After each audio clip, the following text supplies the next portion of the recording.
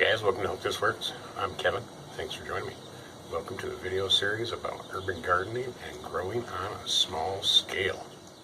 If you have a small property, maybe a rental house, maybe an apartment, maybe you just need to grow on a smaller scale because you have a large homestead or a property, but you need to scale back for some reason, you need to stick around and learn some great gardening tips.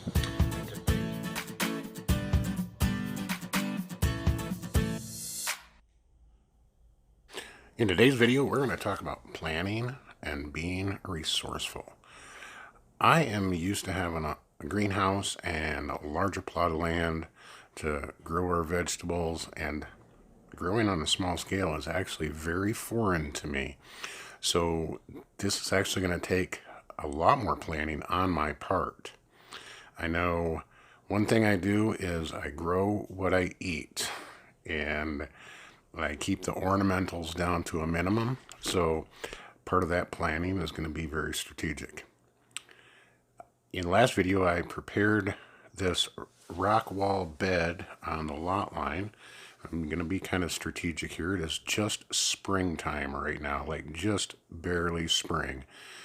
So cool weather crop like some bunching onions is what I'm planting right here. I don't think we're going to have any frost coming up anytime soon, and if we do, I could certainly cover this.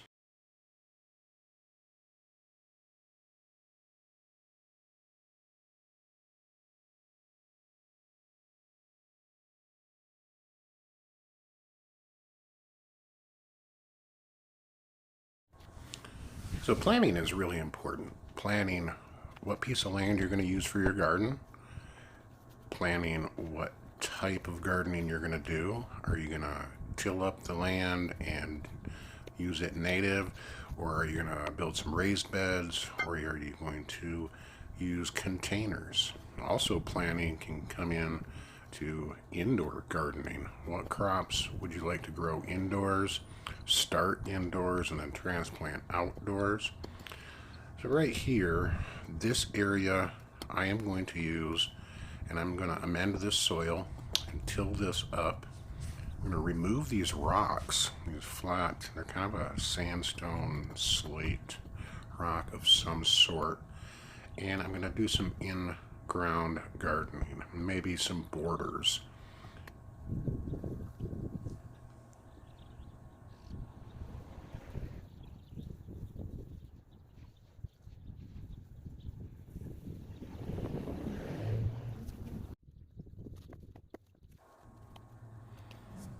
So these large rocks are really hard for me to move, and I've decided that I want to break some of them up, make them a more manageable size, and actually use them as a border or a dry stack landscape feature for another garden bed.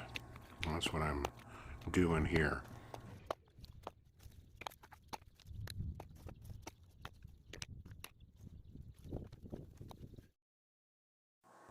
Another aspect of planning is how can you use the natural materials or native materials on your land to create usable space and actually maximize that space for your benefit. By busting up those rocks and removing them, I've been able to make this dry stack area for a bed, and also have created another area where those rocks came from for another growing area. So I've really maximized my space.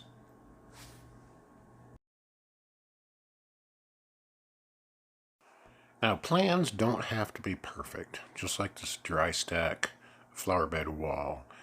I built this here because I noticed some volunteer plants that were coming up and I wanted to protect them. We rent this place and I didn't want the landscape company to come and mow down my volunteer tulips, I believe. But this also provided me an opportunity to use this rock, create a nice landscape, and also create a garden bed. So be open to a loose plan, I guess.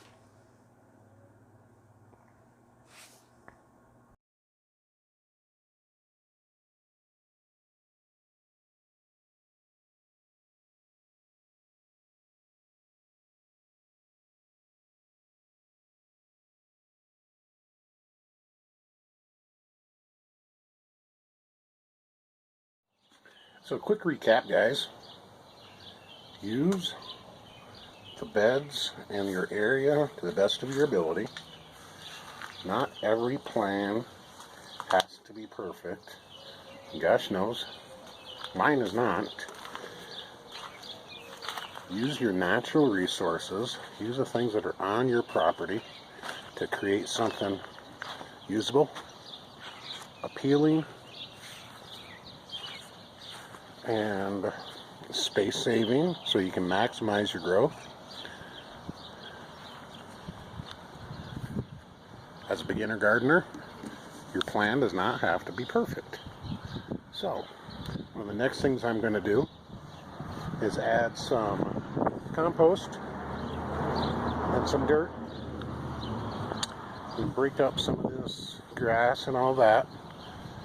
Finish working in this area, breaking up some stone. Get my rototiller out. We're going to do some soil amendment. We're also going to get some seeds started, and we are going to fire up my LED 1000-watt Mars Hydro grow light and our indoor grow area. So even if you don't have an outdoor area, you can grow indoors. We're going to try and get our tomatoes, our peppers, cauliflower, broccoli, Brussels sprouts, things like that planted inside, and then we'll do some transplants once these beds are ready to go.